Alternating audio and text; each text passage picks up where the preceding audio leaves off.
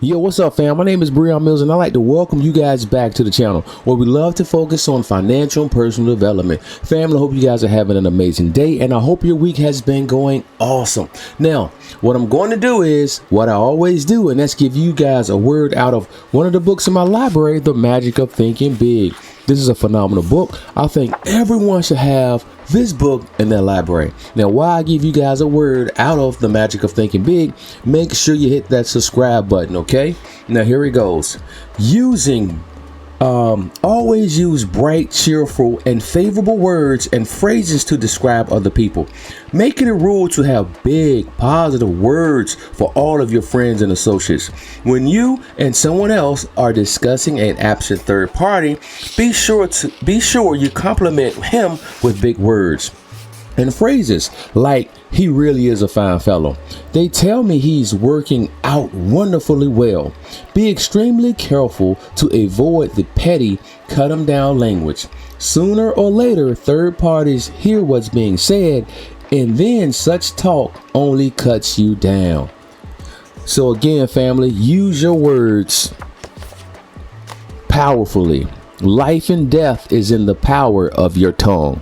Now, family, while we're talking about life and death and the power of your tongue, I'm going to talk about the Powerball and how I think this $2 billion lottery jackpot was rigged.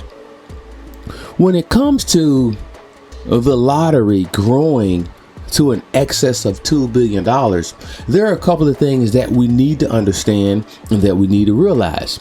Number one is the possible combinations, right? And so when it comes to the Virginia lottery, there is only 292 million possible combinations. So therefore, the lottery should never exceed $292 million, because what a person can simply do, if they have billions and billions of dollars, just simply play all combinations and you will win the lottery, right? And so we had this huge delay, right? And no one is explaining or telling us what exactly what was the technical delay.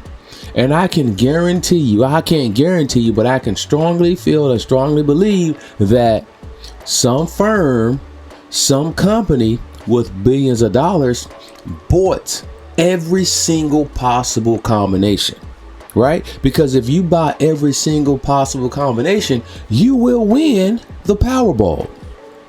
The only issue is how many other people have the money to play all possible combinations, right? And so even if two people from different states won the Powerball, you're still going to split over $2 billion.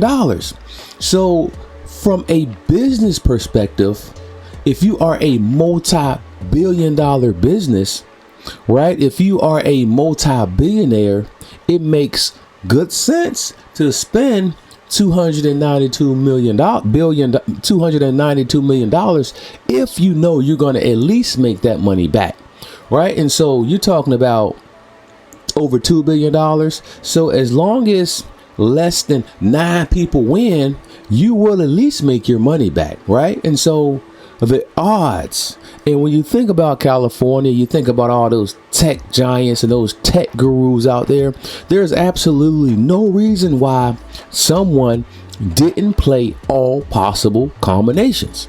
And I can guarantee you someone purchased the tickets, purchased all the possible combinations, and during the time when we were coming close to the end, the purchases of those tickets were still calculated.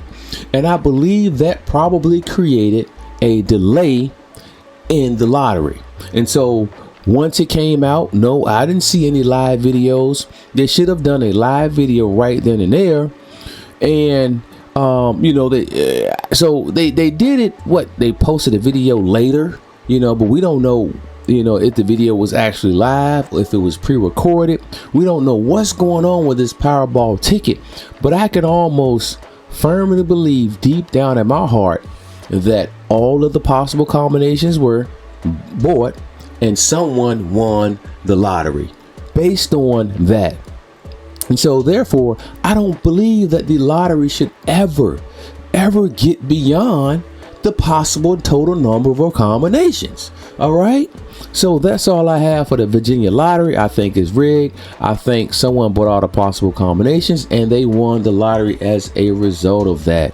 All right. Now, again, when it comes to my channel, man, we don't talk about politics or really taking political sides. All we look at is how the political landscape will affect the stock market going forward. Now, when yesterday the market started, and the market was responding favorably due to the possibility that it was going to be a Republican route, right? And so as a result, I had an opportunity to place a call option and I made some good money. I think my call option profited maybe 11-12%, which is all I needed. And so I was in, I got up to 11-12% profit and I was out, right? And that gives me the ability to live and fight for another day. All right. And so so when we come to the results, let's take a look and see if we have any. Okay, so Democrats overperform. So Democrats overperformance is best understood by wins Republicans haven't seen across the board. As of early Wednesday, despite past midterm wave years like 2010 and 2018 that saw the party in power lose dozens of House seats, given President Joe Biden's low approval rating and voter concerns around issues like inflation and economy, the GOP had been forecast to potentially win upwards of 240 seats. All right, so basically, we don't know what's happening because it is Wednesday morning and there are a lot of races that haven't been fully counted as of yet. So Republicans will gain 6 House seats so far, according to ABC News projections, which will be enough to barely flip the House if they don't lose anywhere. They don't lose elsewhere. Although there are competitive GOP held seats in California still to be counted. The ongoing tally has upended the idea that Republicans would net roughly 24 seats. All right, so the races are much tighter than we expected, and so what we're going to do is we're going to position ourselves for what may happen if the Republicans don't have the performance that we are expecting. And so if there is a possibility that the Republicans and that the Democrats can maintain the House and the Senate, well, what we're going to do is we're going to take a look at put options. We're going to continue betting that, there's a possibility that, we could come back down here. And so that's what I'm looking at. I have the hourly chart up, but let's look at the daily chart. All right. So again, based on this oncoming election, we had a low. We was at the bottom of a downtrend on November 3rd. The past 3 days, we have been trending up. And again, it's all because of the election. Now, if Democrats begin to take more majority rules, as far as if they can maintain the House, or if they can maintain the Senate, we're gonna watch and we're gonna see how the market will act as a result of that. Remember, family, ultimately what the goal of this channel is to put you in positions where you can succeed financially, regardless of who's in the House, regardless of who's in the Senate, regardless who is the president of the United States. What we want to do is we want to take a look at specific bills and policies, specific executive orders that's being presented, and how they can affect us financially. So that's what this channel is all about. It's not about who's better or who's worse. Right now, we want to look at who's winning, who's losing, and how we can win as a result of that. All right. So again, family, everything is still up in the open.